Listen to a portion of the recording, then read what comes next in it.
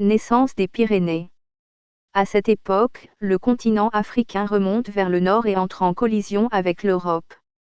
Au contact, un gros bourrelet de matière surgit de la surface de la Terre, c'est la naissance des Pyrénées, l'une des montagnes les plus jeunes de la planète.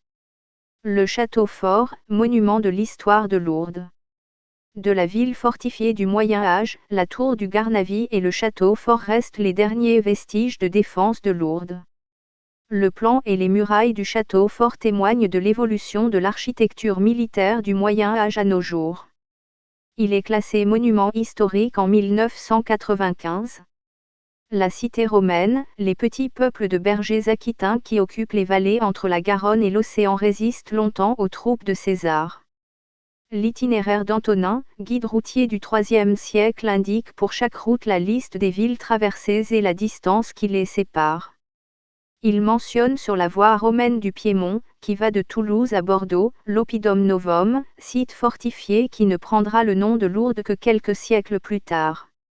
Avec le déclin de l'Empire romain, des peuples dits barbares, vandales, wisigoths, francs, occupent successivement du 5e au 7e siècle la cité et son premier fort. La petite ville est une étape obligée avec son passage à gué, son grand marché et son piton rocheux. Le château fort, résidence des comtes de Bigorre. Charlemagne tente de conquérir les petits royaumes pyrénéens.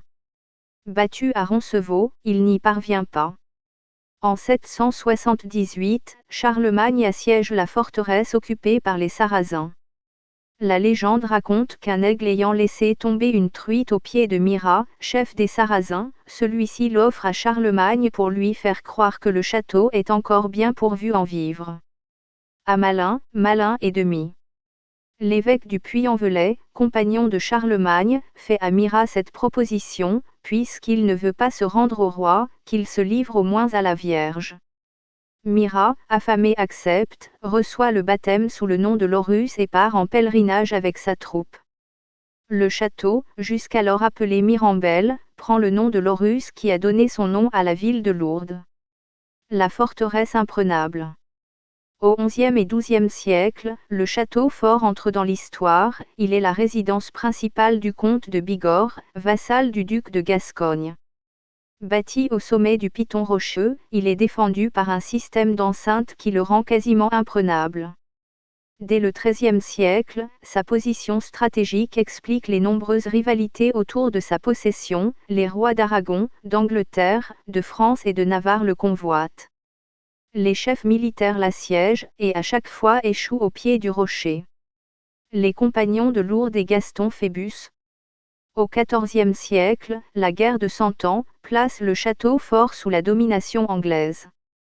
Les compagnons de Lourdes, 39 mercenaires, rançonnent la Bigorre et partagent le butin de leur rapine avec le prince Noir, fils du roi d'Angleterre. Ils sont commandés par Pierre et Jean de Béarn, cousins de Gaston Phébus, grand prince des Pyrénées. Cette situation va durer 46 ans. La forteresse trouve son extension définitive avec la construction du donjon qui domine 3 autres tours. La Bastille des Pyrénées. Dès la fin du XVIIe siècle, le roi fait emprisonner au château fort les gens considérés comme dangereux ou opposants, souvent sans jugement, par lettre de cachet. Suffisamment éloigné de Paris et de Versailles, le château fort est une prison bien pratique pour le roi. Le projet de Vauban.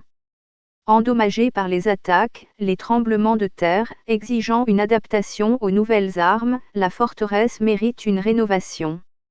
L'architecte Jérôme Vise la remanie complètement, supprime les tours médiévales à l'exception du donjon. En 1685, le grand architecte royal Vauban visite le fort et propose des améliorations qui seront partiellement réalisées plus tard. Notre-Dame du Château. Ancienne chapelle des comtes de Bigorre. Elle abrite un mobilier de style baroque qui provient de l'ancienne église paroissiale de Lourdes, détruite en 1904. Des vitraux récents retracent les principaux épisodes de la légende de Charlemagne. Une ville nouvelle, la cité mariale. En 1858, une adolescente nommée Bernadette Marie Soubirous reçoit 18 apparitions de la Vierge, à la grotte Massabielle. Reconnu très tôt comme miracle par l'Église, cet événement bouleverse l'histoire de Lourdes. Autour des sanctuaires et de l'eau du Gave se crée une ville nouvelle qui acquiert une renommée mondiale et devient le principal centre de pèlerinage des chrétiens,